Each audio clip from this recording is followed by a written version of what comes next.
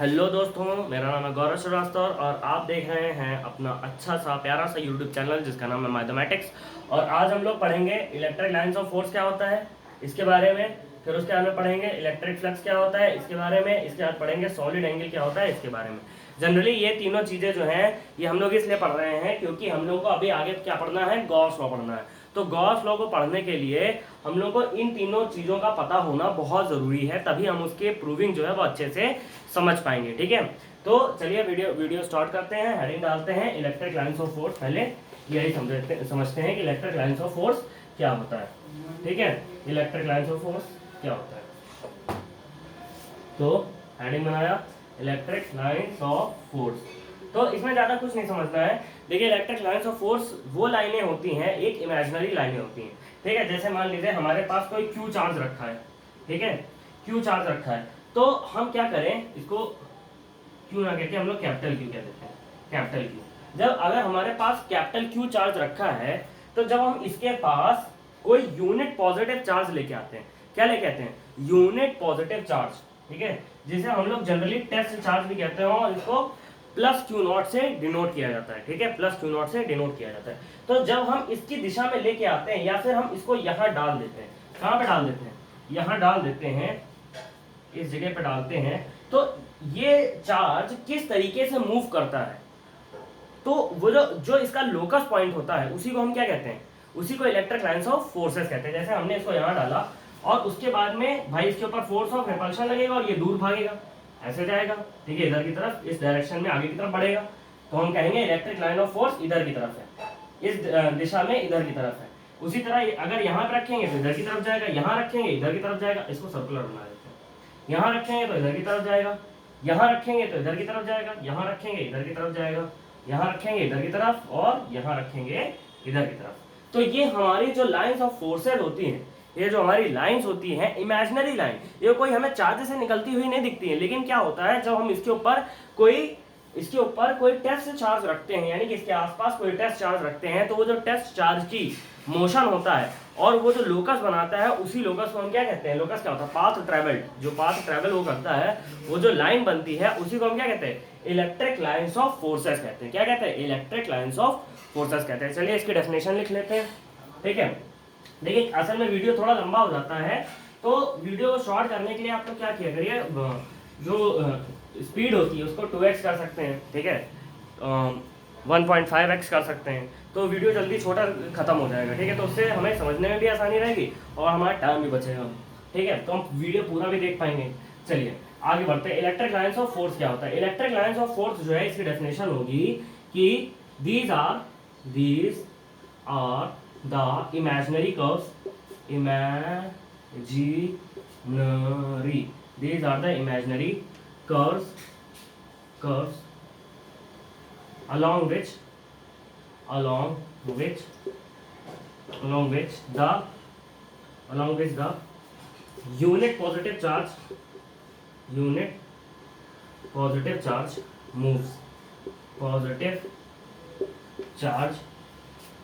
moves. Along which the unit positive charge moves. ठीक है, तो ये हो गया हमारी इलेक्ट्रिक लाइंस ऑफ फोर्स की डेफिनेशन। अच्छा, इसकी कुछ प्रॉपर्टीज भी होती हैं। इनकी प्रॉपर्टीज होती है, 3 प्रॉपर्टीज इंपॉर्टेंट। वैसे तो प्रॉपर्टीज अगर लिखने पे आएंगे ना तो बहुत प्रॉपर्टीज होती हैं इसकी, करीब 10-15 प्रॉपर्टीज होती हैं। ठीक है, मिनिमम तो 10 प्रॉपर्टीज होंगी अगर आप लिखने पे आएंगे, बहुत सारी प्रॉपर्टीज होती हैं, लेकिन हम कुछ 3 ही समझेंगे जो 3 मेन होती हैं। पहली तो हमारी होगी, पहली हमारी इसकी प्रॉपर्टी क्या होगी, पहली प्रॉपर्टी होती है कि electric lines of force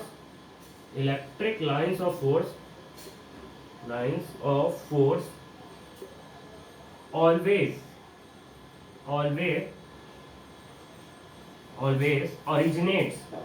originates from positive charge and terminates on negative charge.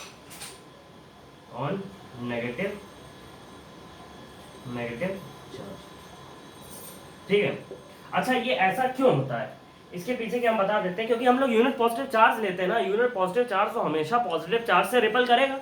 भाई अगर यूनिट पॉजिटिव चार्ज यहाँ पे भाई क्यू चार्ज रखा है तो यूनिट पॉजिटिव चार्ज तो इससे दूर ही भागेगा ना, इससे दूर दूर मतलब दूर भागेगा ना, इससे यहाँ इस दिशा में भागेगा ना। तो हमेशा इलेक्ट्रिक लाइंस ऑफ फोर्स जो है वो पॉजिटिव चार्ज से निकलती हैं, ठीक है, हमको निकलती हुई दिखेंगी। ठीक, जब हम डायग्राम बनाएंगे जैसे हम यहाँ बनाते हैं कि हम क्यू चार्ज लेते हैं तो यहाँ से ऐसी ऐसी हमें इलेक्ट्रिक लाइंस ऑफ फोर्स निकलती दिखाई देंगी, ऐसे ऐसे ऐसे, ठीक है। क्योंकि भाई असल में ये है क्या, इमेजिनरी कर्व्स क्या है, ये सारे इमेजिनरी कर्व्स तो वही है ना जिसमें जो यूनिट पॉजिटिव चार्ज जैसे मूव कर रहा है उसी डायरेक्शन में तो हम लोग ये सब बनाते हैं, ठीक है। तो भाई पॉजिटिव चार्ज जिस जिस दिशा में मूव करेगा उसी उस दिशा में तो हम क्या बनाएंगे, इलेक्ट्रिक लाइंस ऑफ फोर्स बनाएंगे। और पॉजिटिव चार्ज हमेशा पॉजिटिव से रिपल करता है, तो इसीलिए क्या होता है, जो हमें इलेक्ट्रिक लाइंस ऑफ फोर्स है वो पॉजिटिव चार्ज से निकलती हुई दिखेंगी, क्योंकि जो पॉजिटिव चार्ज है वो रिपल कर रहा है उसको, ठीक है, समझ में आया। अब आगे बढ़ते हैं। दूसरी प्रॉपर्टी होती है कि if the lines of force are dense, if lines are dense, it represents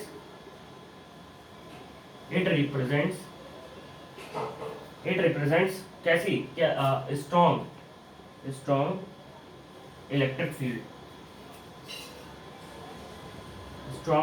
field, ठीक है। और अगर स्कैटर्ड होगी तो वो कैसी, इसी का एंड वाइस वर्सा लिखे देते हैं, एंड वाइस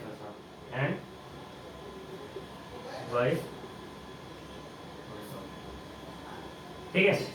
तो इसी के उल्टा जैसे अगर जो हमारी डेंस लाइनें होती, जैसे अगर किसी चार्ज से डेंस लाइंस निकल लेंगे, डेंस लाइन है बहुत ही डेंस है, ठीक है, जैसे ये मतलब ढेर सारी है लाइंस, तो हम कहेंगे कि वो जो चार्ज की फील्ड है, ये जो फील्ड है ये कैसी है, ये फील्ड कैसी है, बहुत ही स्ट्रॉन्ग फील्ड है, बहुत ही स्ट्रॉन्ग फील्ड है, ठीक। अगर ये स्कैटर्ड है तो हम कहेंगे कि इसकी जो मतलब इसका जो मैग्नीट्यूड है इस चार्ज का वो कैसा है, बहुत कम है, इसीलिए इसमें जो लाइंस हैं वो बहुत ही स्कैटर्ड है, ठीक है।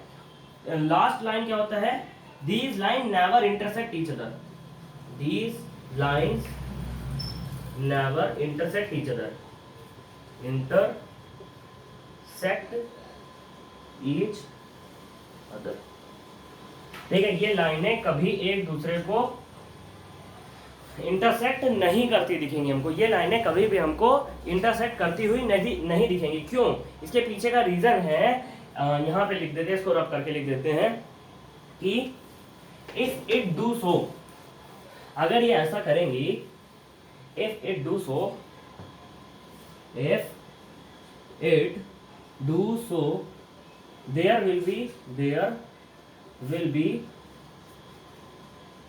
there will be two directions of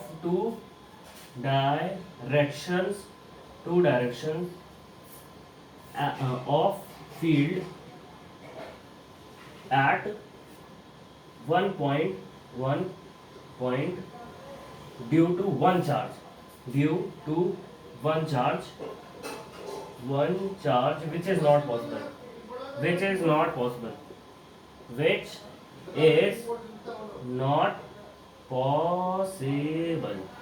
ठीक है।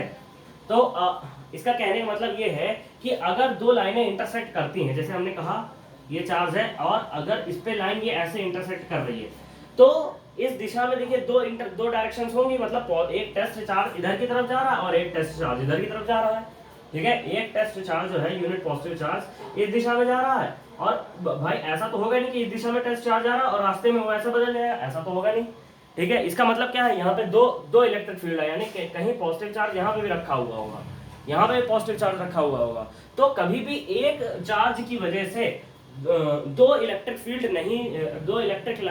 लाइंस जो है वो इंटरसेक्ट करती नहीं दिखेंगी, ठीक है। एक चार्ज की वजह से दो लाइनें हमें इंटरसेक्ट करती नहीं दिखेंगी, क्योंकि अगर वो लाइनें इंटरसेक्ट करेंगी तो वहां पे दो दिशा होंगी, चार्ज की क्या होंगी, दो दिशा होंगी, ठीक है। इतना समझ में आ गया, ये तीनों इसकी प्रॉपर्टीज होंगी, किसकी, इलेक्ट्रिक लाइंस ऑफ फोर्सेस। अब आगे बढ़ते हैं, हमारा इलेक्ट्रिक फ्लक्स क्या होता है। अब इलेक्ट्रिक फ्लक्स को लिखने से पहले थोड़ा उसको समझ लेते हैं कि इलेक्ट्रिक फ्लक्स क्या होता है, क्योंकि इलेक्ट्रिक फ्लक्स जो है वो थोड़ा अजीब कॉन्सेप्ट है। इलेक्ट्रिक फ्लक्स जो है कंफ्यूज करने वाला कॉन्सेप्ट है भाई, हमें तो बहुत कंफ्यूज करता है। देखिए इलेक्ट्रिक फ्लक्स क्या होता है? इलेक्ट्रिक लाइन्स ऑफ फोर्स तो समझ में आ गया। इलेक्ट्रिक लाइन्स ऑफ फोर्स भाई किसी भी चार्ज से जैसे जिस दिशा में पॉजिटिव चार्ज मूव करता है उस दिशा में इलेक्ट्रिक लाइन्स ऑफ फोर्स निकलती हैं। यानी कि हर चार्ज में, हर हमने कहा भी पॉजिटिव चार्ज में, हर पॉजिटिव चार्ज से हमारी इलेक्ट्रिक फील्ड लाइन्स निकलती दिखेंगी। ठीक है, हर पॉजिटिव चार्ज से हमारी इलेक्ट्रिक फील्ड लाइन्स हमें निकलती दिखेंगी। ठीक है, हमने एक चार्ज ले लिया और हमने इससे यहाँ पे क्या किया, इससे हमने कुछ ऐसी फील्ड लाइंस निकलती दिखाई हमने। ठीक, अब क्या होगा इस चार्ज की, अब हम जब यहाँ पे कोई सरफेस लेके आएंगे, क्या लेके आएंगे, कोई सरफेस, कोई जब यहाँ पे सरफेस लेके आएंगे, सरफेस लेके आएंगे, ठीक, ऐसा कोई सरफेस जब हम यहाँ पे लेके आएंगे तो क्या होगा, इस सरफेस के अंदर से क्या निकलेंगी, इलेक्ट्रिक फील्ड लाइंस निकलेंगी। इस सरफेस के अंदर से इलेक्ट्रिक फील्ड लाइंस निकलेंगी, मतलब जब इस सरफेस को हम थोड़ा और आगे ले जाते हैं तो इस सरफेस के अंदर से इलेक्ट्रिक फील्ड लाइंस निकलने लगेंगी। ठीक है, ऐसे ऐसे और ऐसे। ठीक है, थोड़ा जब आगे और बढ़ाएंगे तो इसमें से इलेक्ट्रिक फील्ड लाइंस ऐसे ऐसे निकलेंगी, एक ये, फिर इधर से ये, फिर इधर से ये तो नहीं निकलेगी, लेकिन ये। ठीक, तो हमारा इलेक्ट्रिक फ्लक्स कहता है कि जितनी नॉर्मल लाइन निकलेंगी, मतलब जितनी इलेक्ट्रिक फील्ड लाइन नॉर्मली निकलेंगी, वही क्या होता है, इलेक्ट्रिक फ्लक्स होता है। यानी कि टोटल सरफेस में जितनी नॉर्मल लाइनें निकलेंगी, ठीक है, जितनी नॉर्मल लाइनें निकलेंगी केवल उन्हीं को हमें गिनना है, बाकी लाइनों को हमें कैंसिल कर देना है। ठीक है, जैसे ये नॉर्मल निकल रही है, ये नॉर्मल निकल रही है तो एक, ठीक, अब भैया ये तो स्लैंट निकल रही है तो क्या करें, अरे तो इसका नॉर्मल कंपोनेंट ले लेते हैं, इसका नॉर्मल कंपोनेंट ले लेते हैं। क्या होगा, थीटा अगर एंगल बना था तो ये जैसे ये हमने कहा ई है तो ये ई कॉस थीटा होगा, ई कॉस थीटा होगा। ये भी ऐसे निकल रही है तो इसका भी नॉर्मल कंपोनेंट लेंगे, ये क्या होगा, ई डैश कॉस थीटा। ठीक, यहाँ पे भी वैसे ही लेंगे, यहाँ पे तो भाई नॉर्मल है ही है, इसका भी कॉस थीटा लेंगे, और अगर कोई और लाइन निकल रही होगी तो उसका भी कॉस थीटा लेंगे, कॉस ई कॉस थीटा, इधर से भी ई कॉस थीटा, और ये तो वैसे की वैसे यहाँ से ई लेंगे। तो मतलब जितनी normally life electric field lines निकलेंगी केवल वही इलेक्ट्रिक फ्लक्स के अंदर आएंगी। ठीक है, इलेक्ट्रिक सर्फ मतलब कोई भी सरफेस से जितनी नॉर्मली लाइनें निकल रही होंगी हम क्या कहेंगे, उतना ही उस सरफेस का क्या है, फ्लक्स है, उतना ही सरफेस में क्या है, फ्लक्स है। ठीक, फिर से एक बार समझते हैं, अब की बात आसानी से। अगर जैसे कोई हमारे पास सरफेस है, ठीक, हमने मान लिया सरफेस हमारे पास, इसमें से कुछ चार लाइंस निकल रही हैं।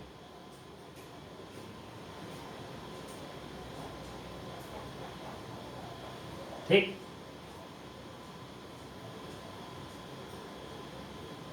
इसमें से कुछ चार लाइंस निकल रही हैं। ठीक है, इस सरफेस में नहीं, चार नहीं, एक दो तीन चार पांच लाइनें निकल रही हैं। ठीक, और एक हमने एक सरफेस और लिया, ठीक, और भैया उसमें क्या हो रहा है, उसमें बहुत ज्यादा लाइनें निकल रही हैं, उससे इतनी लाइनें निकल रही हैं कि क्या ही कहें, सब इधर से अंदर जा जाके इधर पीछे से निकल रही हैं।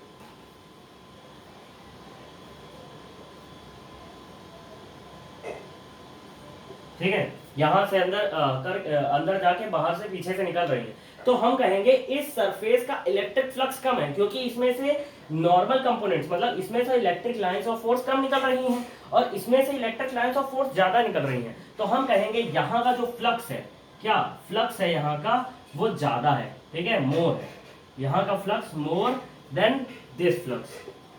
ठीक है, इस फ्लक्स से ये फ्लक्स क्या है, ज्यादा है, इस फ्लक्स से ये फ्लक्स ज्यादा है, यानी कि इस सरफेस पे जो फ्लक्स है वो यहाँ पे ज्यादा है, यहाँ पे कम है। मेरे हिसाब से यहाँ तक आप लोगों को इलेक्ट्रिक फ्लक्स समझ में आ गया होगा। अब चलिए लिख लेते हैं इलेक्ट्रिक फ्लक्स की डेफिनेशन, जो कि बहुत जरूरी है, क्योंकि हमें एग्जाम में ये सब चित्रकारी नहीं करनी है, हमें वहाँ पे डेफिनेशन लिखनी है। तो डेफिनेशन लिखते हैं, इलेक्ट्रिक फ्लक्स की डेफिनेशन क्या होती है, इलेक्ट्रिक फ्लक्स। ठीक है, इलेक्ट्रिक फ्लक्स क्या होता है, इलेक्ट्रिक फ्लक्स क्या होता है, it is it is the total number of electric lines of force, total number of electric lines of forces passing normally through the surface, passing normally through the surface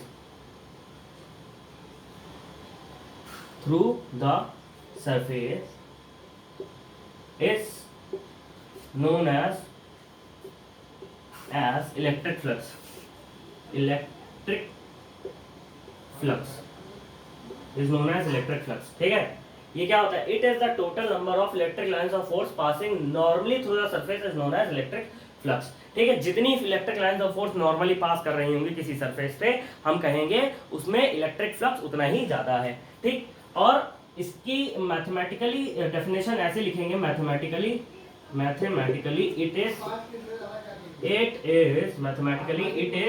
it is the product of normal component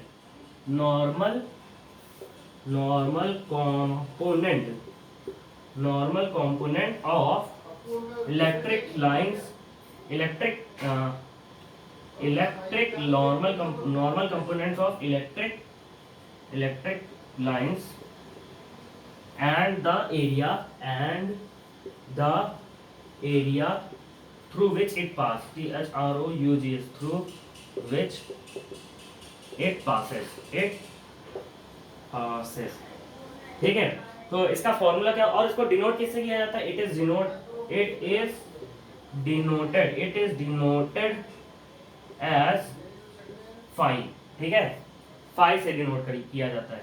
ठीक है, तो जो अगर छोटे surface का, अगर मान लीजिए हमारे पास कोई बड़ा सरफेस है, बड़ा सरफेस का हमने इतना टुकड़ा लिया है, तो इसको हम कहेंगे ds। ठीक है, और इसके अंदर जो इलेक्ट्रिक लाइंस होंगी वो d5 होंगी। तो d5 को हम लोग कैसे लिखेंगे? देखिए, पहले फाई को लिख लेते हैं, इसका पहले अच्छा d5 को लिखते हैं। तो d5 को हम लोग कैसे लिखते हैं? d5 normal component of electric field lines, यानी कि अगर कोई फील्ड लाइंस, पहले ds को थोड़ा ऐसे यहाँ पे लिखे ds, और यहाँ से कोई ऐसी लाइन जा रही है, उसका नॉर्मल कंपोनेंट है e cos थीटा। तो यहाँ e cos थीटा और ds। ठीक, और हम जरा इसको थोड़ा सा मल्टीप्लिकेशन में और अच्छे से लिखें, e ds cos थीटा। और हमको पता है e cos थीटा कब लगाते हैं? डॉट प्रोडक्ट में लगाते हैं। किसमें लगाते हैं? डॉट प्रोडक्ट में। तो ये हो जाएगा e dot ds, d5 is equal to e dot ds। और इसको जब दोनों तरफ से इंटीग्रेट करेंगे, इसको जब हम लोग दोनों तरफ से इंटीग्रेट कर देंगे, जब यहाँ पे इंटीग्रेट करके दिखाते हैं, इसको जब हम लोग दोनों तरफ से इंटीग्रेट करेंगे, तो ये भाई इंटीग्रेशन d5 का इंटीग्रेशन 5 हो जाएगा, और इधर से integral of e dot ds। ये हमारा किसका फॉर्मूला है? इलेक्ट्रिक फ्लक्स का क्या है? ये फॉर्मूला है। ठीक है, तो ये है हमारा इलेक्ट्रिक फ्लक्स का पूरा कॉन्सेप्ट। अब आता है छोटा सा एक टॉपिक, सॉलिड एंगल क्या होता है। लास्ट, इस वीडियो का लास्ट टॉपिक है कि सॉलिड एंगल क्या होता है। इसके बाद वीडियो खत्म हो जाएगा। ठीक है, पहले आते हैं सॉलिड एंगल क्या होता है। सॉलिड एंगल कॉन्सेप्चुअल चीज है। सॉलिड एंगल वैसे कोई इससे कोई क्वेश्चन नहीं आता है, केवल इसको इलेक्ट्रिक गॉस लॉ जो है, गॉस लॉ को प्रूविंग में काम आता है। ठीक है, सॉलिड एंगल क्या होता है। तो सॉलिड एंगल को कुछ इसकी डेफिनेशन नहीं लिखवाएंगे, ये बस समझने की चीज है। जैसे मान लीजिए हमने कोई सॉलिड एंगल, पहली चीज तो ये स्फीयर में निकाला जाता है। किसमें निकाला जाता है? स्फीयर में। पहले हम स्फीयर में निकालेंगे सॉलिड एंगल, फिर उसके बाद में इसको हम निकालेंगे किसके लिए? नॉन यूनिफॉर्म या नॉन रेगुलर सरफेस के लिए। पहले तो हम लोग स्फीयर के लिए निकालेंगे, क्योंकि स्फीयर से निकालना ज़्यादा आसान। अच्छा, पहले सॉलिड एंगल होता क्या है, इसका कॉन्सेप्ट समझते हैं। जैसे हम लोग ने बचपन में पढ़ा था कि कोई सर्किल है और जैसे हमारा, और उस सर्किल की आर्क, जैसे ये आर्क है, ये आर्क सेंटर पे जो एंगल बनाएगी, उस एंगल को हम लोग थीटा बोलते हैं। और उसको क्या लिखते हैं? उसको हम लोग लिखते हैं arc upon radius. Theta equal to, theta radian में होता है, आर्क अपॉन रेडियस। ठीक है, वो हमको इस 2D फिगर पे बन रहे एंगल को बताता है। जैसे अगर हम कोई 2D फिगर के इतने एरिया को देखते हैं, ठीक है। तो जो एंगल बनता है हम उसको, वो हमें क्या बताता है, वो हमें यहाँ पे एंगल बताता है, वो हमें बताता है आर्क अपॉन रेडियस। ठीक, आर्क अपॉन रेडियस कर देते हैं तो हमारा एंगल रेडियन में आ जाता है। अच्छा, अगर कोई हमारे पास कोई 3D सरफेस है, तो हमारे पास 3D सरफेस है, ठीक है, ऐसी कुछ 3D सरफेस है हमारी, ठीक। तो क्या होगा भैया, जब हम इसको देखेंगे, जब हम इसको देखेंगे तो क्या होगा, ये हमारे आंख पे इसकी तरह एंगल नहीं बना रहा होगा, ये कुछ ऐसा एंगल बनाएगा, ऐसा, यहां से, यहां से और यहां से, ठीक है, ऐसे एंगल बनाएगा, मतलब यहां पे कुछ ये ऐसा एंगल बना रहा होगा, ठीक। तो इसी एंगल को हम क्या कहते हैं, सॉलिड एंगल। इसी एंगल को हम लोग सॉलिड एंगल कहते हैं। अच्छा नहीं बना है, अब ज़्यादा इसको बनाने में टाइम वेस्ट नहीं करेंगे, थोड़ा सा समझ लीजिए ऐसे, ये इधर बनेगा, ये इधर, और ये इधर जा रहा होगा, ये इधर जा रहा होगा, और ये एंगल बना रहा होगा, ठीक है। तो ये थीटा, इसको हम लोग थीटा से नहीं, इसको हम लोग ओमेगा से डिनोट करते हैं, ओमेगा से, चाहे इस ओमेगा से करिए चाहे इस ओमेगा से करिए, ठीक है। वैसे तो ये ओम होता है, ये ओमेगा होता है, बहुत सारी किताबों में कुछ कुछ लिखा रहता है, ठीक है। तो जैसे जो आपका मन करे, हम तो कहते हैं इसी ओमेगा से डिनोट करिए। ये होता क्या है, इसको जो हम लोग निकालेंगे, जैसे हम लोग कोई 2D, जैसे हम लोग जैसे मान लीजिए इसको देखते हैं, तो हमारा यहाँ पे एक थोड़ा ऐसे सर्कुलर वे आता है, ये मतलब इसको पूरा देखने में हमें 3D टाइप की फील आ रहा है। तो यहाँ पे हमारा जो एंगल बनेगा वो 3D तो बनेगा, कैसा बनेगा, 3D बनेगा, ये आंख इधर इधर इधर इधर, 3D बनेगा कि नहीं। इसी को हम लोग क्या कहते हैं, सॉलिड एंगल कहते हैं, इसको कहते हैं सॉलिड एंगल। और इसको निकालने का फॉर्मूला होता है, इसको निकालने का फॉर्मूला होता है solid angle is equal to surface upon, यहाँ जैसे क्या था, आर्क थी, जैसे यहाँ सरफेस अपॉन में रेडियस का स्क्वायर, ठीक है। अब चलिए इसको हम लोग एक स्फेयर के लिए निकालते हैं, किसके लिए निकालते हैं, स्फेयर के लिए। फिर स्फेयर के लिए सॉलिड एंगल क्या होता है भैया, पहले तो स्फेयर बना लेते हैं, क्या बना लेते हैं, स्फेयर। यहाँ पे हमने स्फेयर बनाया, अरे यार बोर्ड खराब हो गया, नहीं तो डायग्राम बहुत बढ़िया होता, थोड़ा इधर बनाते हैं, ठीक है। ये हमारा क्या बन गया, ये हमारा बना ये एक स्फेयर। ये स्फेयर क्या है, ये 2D स्फेयर है, ये सॉरी 3D स्फेयर है, ठीक है, ये 3D फिगर है,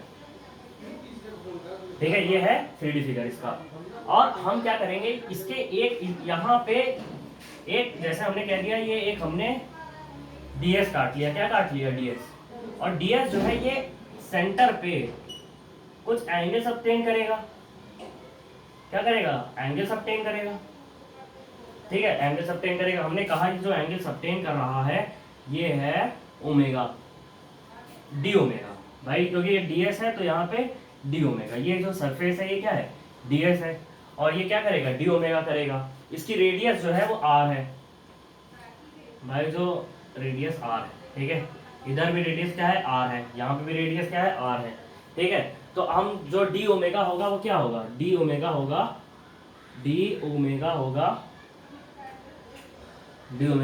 ds अपॉन में r स्क्वायर, ठीक है, ds अपॉन में r स्क्वायर, ठीक। ये इसका फॉर्मूला है। अब जरा हम क्या करें, इसको दोनों तरफ इंटीग्रेट कर देते हैं पूरा स्फीयर को निकालने के लिए।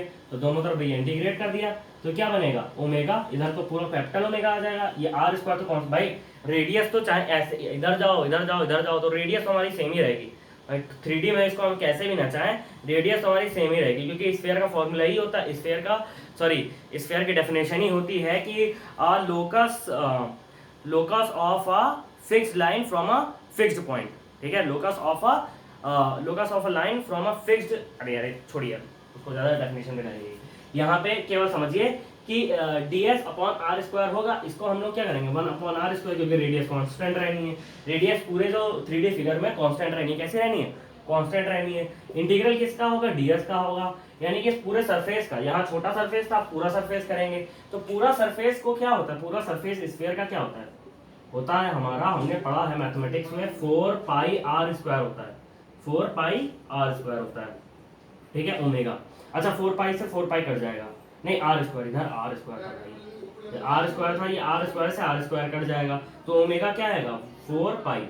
ओमेगा की वैल्यू क्या आएगी 4 पाई आएगी। ठीक है, अच्छा अब ये हमेशा हम लोग 4 पाई इस्तेमाल करेंगे आगे जब भी गॉस लॉ में इस्तेमाल होगा। अच्छा अब ये तो हमने रेगुलर सरफेस के लिए यानी कि स्फीयर के लिए देखा, अब हम लोग किसके इरेगुलर सरफेस के लिए देखते हैं। ठीक है, इरेगुलर सरफेस के लिए वहां पे भी हमें स्फीयर ही बनाना पड़ेगा। जैसे हमने इरेगुलर सरफेस लिया, ये ना ना ना ना ना ना ना ना ना ना, ये हमने इरेगुलर सरफेस ले लिया। ठीक, अब इस पे हम लोग ने एक यहाँ पे इतना सा हमने एक ये डी एस काट लिया। क्या काट लिया? डी एस काट लिया। ठीक है, चलो भैया डी एस काट लिया हमने। अब क्या करें, इसके पहले इसको यहाँ पे हमने कहा ये इसका सेंटर है और यहाँ पे ये एंगल बना रहा है कुछ थीटा। क्या बना रहा है? थीटा। अच्छा ठीक है, चलो भैया थीटा एंगल बना रहा है। तो हमने कहा भाई ये लेंथ ज़्यादा है, ये लेंथ कम है। हमने कहा अब भाई क्योंकि इसके लिए निकालना बहुत कठिन है, तो क्या करते हैं हम पहले इसके अंदर एक जो सबसे कम दूरी है, मान लो यहाँ दूरी जितनी है, उस दूरी का हम एक रेडियस का क्या फिगर काट लें जो इस सरफेस को छूते हुए जाए, ऐसा हम स्फीयर काट लेते हैं। अरे ये तो बहुत ही गंदा स्फीयर बन गया।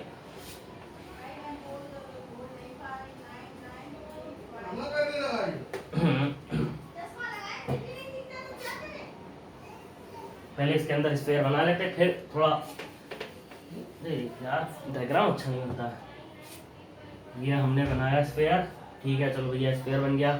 अब इसके ऊपर थोड़ा इरेगुलर सरफेस बनाते हैं। ठीक है, इसके ऊपर इरेगुलर सरफेस बनाते तो अच्छे से बनेगा। ये हमने इरेगुलर सरफेस के ऊपर बना लिया, ये बना इरेगुलर सरफेस। अरे ये तो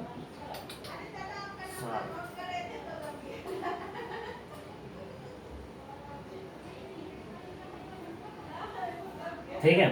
अब इसके देखिए, अब हम यहाँ से एक एरिया काटेंगे, तो थोड़ा और बड़ा करें। ठीक है, यहाँ पे एक एरिया काटेंगे हम। ठीक, और इसका एक एरिया काटेंगे। ठीक, इसका एरिया जो है वो ds है। क्या है? ds है। ठीक, और ये एंगल बना रहा है सेंटर पे, ये एंगल सेंटर पे जो बना रहा है वो थीटा ओमेगा बना रहा है, और छोटा सा एरिया है तो ये हम कहेंगे डी ओमेगा बना रहा है। और जो भाई यहाँ से r आया है, रेडियस आया है, ये आर स्क्वायर है। क्या है? r है। ठीक है, क्या है? r है।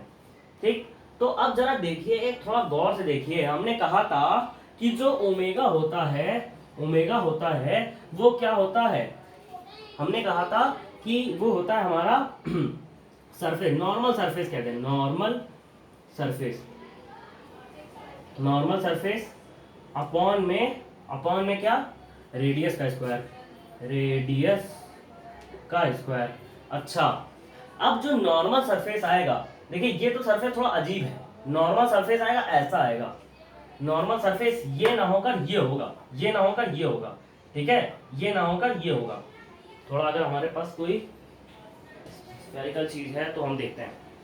ये थोड़ा कुछ स्फेरिकल टाइप का लग रहा है, थोड़ा इसको देखते हैं। जैसे ये कुछ स्फेरिकल है। ठीक, तो इस पे हमने कहा कि भाई जब हमारा स्फेयर था, अभी इसको ऐसे समझिए, जब स्फेयर था तो हमने ये पॉइंट, ये लाइन ली थी, इतना एरिया, जैसे हमने कहते हैं ये एरिया, यहाँ से यहाँ तक का एरिया, तो ये एरिया लिया था। ठीक, अब हमारा स्फेयर नाम का थोड़ा इरेगुलर सरफेस कुछ इसके ऊपर का ऐसा सरफेस है। ठीक है, तो इस सरफेस का नॉर्मल कंपोनेंट हमको लेना है, इस दिशा का कंपोनेंट। तो ये कैसा होगा? इसका एंगल जो होगा उसका कॉस थीटा होगा। भाई इसके बीच में जो एंगल बन रहा होगा, हमने कहा डी, इसको रख दो वरना डी दिखा देंगे। तो हमने कहा ये थीटा एंगल बन रहा है। ठीक है, अब इस थीटा एंगल के लिए जो सरफेस है ये ds, ये भाई ये ds है और ये ds cos थीटा है। ये क्या है? ds cos थीटा अपॉन में रेडियस का स्क्वायर। ठीक है, रेडियस का स्क्वायर। और अब देखिए ये जो सरफेस बनी है ये किसके ऊपर बनी है? स्फीयर के ऊपर बनी है। और अब हम यहाँ से स्फीयर का ही एरिया निकालेंगे। तो जनरली हमने जो इरेगुलर सरफेस निकाला है, ये जनरली हम मान के चलते हैं कि मतलब अप्रोक्सीमेटली लगभग स्फीयर के कंपैरिजन में ही हम इसको निकालते हैं। ठीक है, तो इसका भी जो ओमेगा आएगा, ये तो डी ओमेगा था, इसका भी जो ओमेगा आएगा वो क्या आएगा? वो 4 पाई ही आएगा। क्या आएगा? 4 पाई ही आएगा। ठीक है, तो आगे जो हम लोग इस्तेमाल करेंगे इरेगुलर सरफेस पे भी जो ओमेगा इस्तेमाल करेंगे एंगल, वो हमारा 4 पा ही आएगा ही। ठीक है, तो ये था हमारा पूरा वीडियो। आई होप कि ये वीडियो आपको समझ में आया होगा। अगर समझ में आया हो, अच्छा लगा हो, तो वीडियो को लाइक करें और चैनल को सब्सक्राइब कर दीजिए। ठीक है, और कमेंट कर दें। ठीक, बस। और बाकी नेक्स्ट वीडियो तो गॉस लॉ पे आना ही आना है। तो फिर मिलते हैं नेक्स्ट वीडियो में, तब तक के लिए गुड बाय।